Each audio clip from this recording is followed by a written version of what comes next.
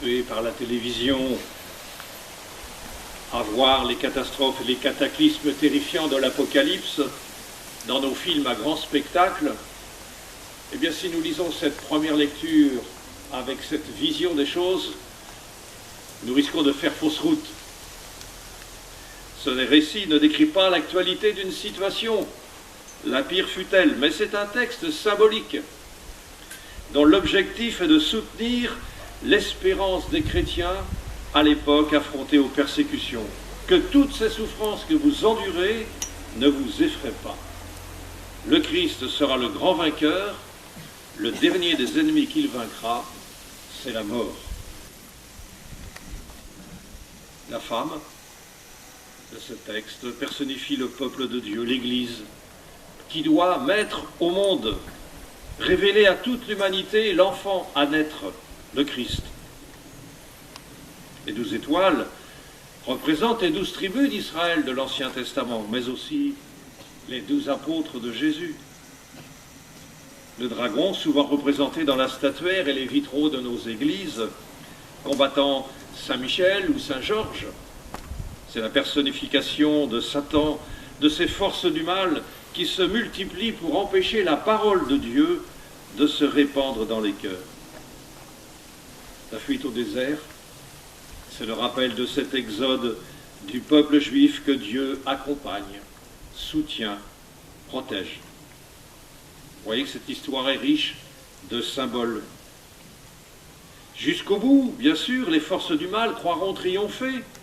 Jésus est encloué à la croix. Mais Dieu arrachera son Fils à la mort. Par sa résurrection, il est élevé dans la gloire. Et le texte se termine en disant « Maintenant, voici le salut, la puissance et le règne de notre Dieu. Voici le pouvoir de son Christ. » La tradition chrétienne a vu aussi dans cette femme Marie, mère de Jésus, le berger de toute humanité. Cette humanité dont elle est le modèle choisi et que nous prions dans tant de lieux, Lourdes, Fatima, La Salette, Pontmain, pour ne citer que des sanctuaires français. Et nous la prions sous tant de vocables dans notre diocèse.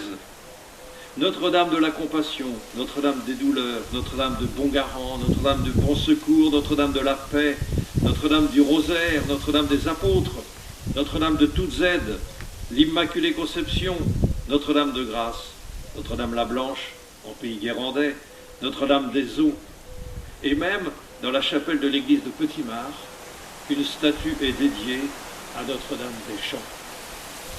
27 églises de notre diocèse sont consacrées à l'Assomption de la Vierge Marie. Alors nous avons bien raison de la vénérer.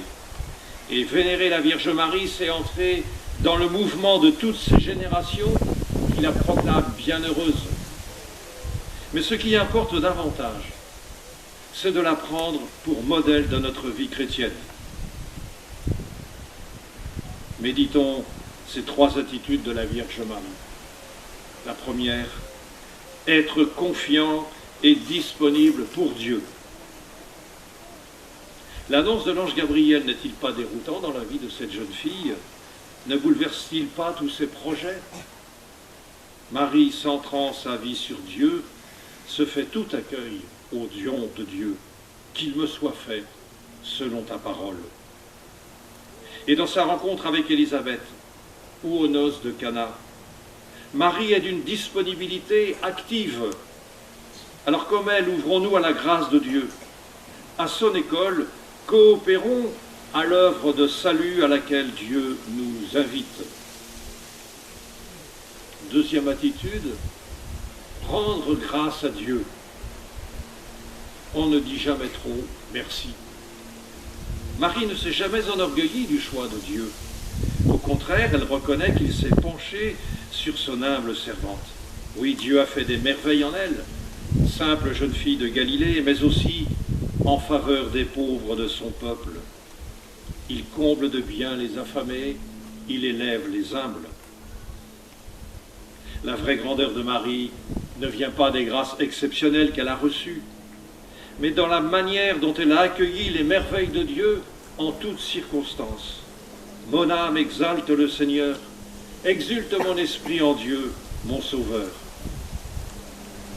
Apprenons d'elle à reconnaître en toute humilité les merveilles que Dieu accomplit dans notre propre vie et à en rendre grâce. Trésor de douceur, de patience, de tendresse, de simplicité de cœur qu'il a déposé en nous. Troisième attitude, vivre l'espérance.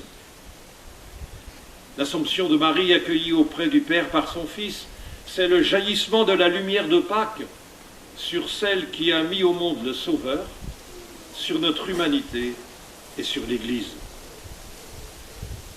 Comblée par Dieu parce que fidèle toute sa vie, de la naissance au calvaire, habitée par la présence de Dieu en elle, élevée dans la gloire, Marie est la parfaite image de notre devenir. Elle nous dit comment se termine l'aventure de notre foi. C'est à chacun de nous qu'est promise cette gloire divine. Et nous sommes invités pour cela à mettre Dieu au monde dans notre humble vie quotidienne. Par notre foi, Dieu fait en notre cœur sa demeure. Et parce que nous accueillons sa parole, Dieu nous accueillera dans sa gloire. Mais tant de douleurs, de violences, d'indifférences, de difficultés de toutes sortes assaillent notre humanité. Alors confions-les au cœur de Marie, qui a tout pouvoir sur le cœur de Jésus, source intarissable de toutes les grâces. Oui, Marie, vous pouvez répandre sur ce monde les trésors d'amour, de miséricorde, de lumière, de salut que le cœur de votre Fils renferme. Oui, Marie, porte du ciel, conduis les hommes vers ton Fils. Marie, refuge des pécheurs, sois accueillante au cœur brisé. Marie, cause de notre joie, engendre-nous au corps du Christ. Oui, source pure, Vierge Marie, avec toi l'espérance renaît. Amen.